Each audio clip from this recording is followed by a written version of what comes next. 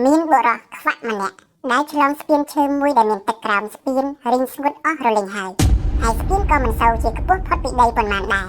តែបុរសនោះពុំបានដឹងរឿងនេះនោះទេគេខំដើរយ៉ាងប្រុងប្រយ័ត្នបំផុតព្រោះខ្លាចភ្លាត់ជើងធ្លាក់ទៅក្នុងទឹកពេលឆ្លងបានពាក់កណ្ដាលគេក៏ភ្លាត់ជើងធ្លាក់មែន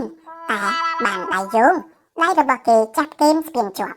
ភ្លួតរបស់គេយល់ទេតោកពីក្រោមស្ពានស្រែកដង្ហោយហៅរកឲ្យគេជួយយ៉ាងក្រលួចមនុស្សដែលដើរកាត់មកឃើញដូច្នេះក៏ស្រែកប្រាប់ទៅគេថាឯងខ្លាចស្អីទឹករីងស្ងួតអស់ទៅហើយមិនក៏មិនប្រឡែងដៃទៅបុរសខ្វាក់មិនព្រមជឿទេនៅតែយល់ទេតោកស្រែកយំហ៊ីហ៊ីដង្ហោយឲ្យគេជួយគូឲ្យវេទនីមិនយូរប៉ុន្មានគេក៏ទន់ដៃចាប់គែមស្ពានលេងជាប់ក៏របូតធ្លាក់មកក្រោមពេលជើងប៉ះមកដល់ដីពុំមានទឹកអ្វីសោះគេក៏មានចិត្តត្រេកអរជាខ្លាំងហើយនិយាយថាធូអើយ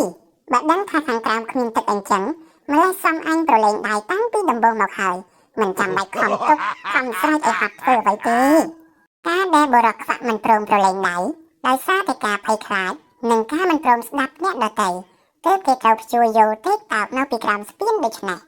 និទានរឿងនេះបានចង់ឲ្យយើងទាំងអស់គ្នាយល់អំពីមិនថាយើងជាមនុស្សខ្វាក់ឬក៏មិនខ្វាក់ទេ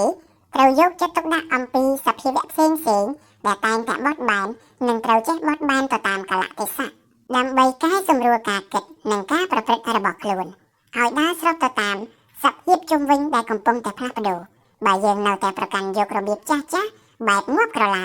វាមិនខុសពីមនុស្សខ្វាក់ឡើយដែលមិនព្រមស្ដាប់ពាក្យគេប្រាប់ធ្វើឲ្យលំបាកវេទនាដល់ខ្លួននោះឡើយ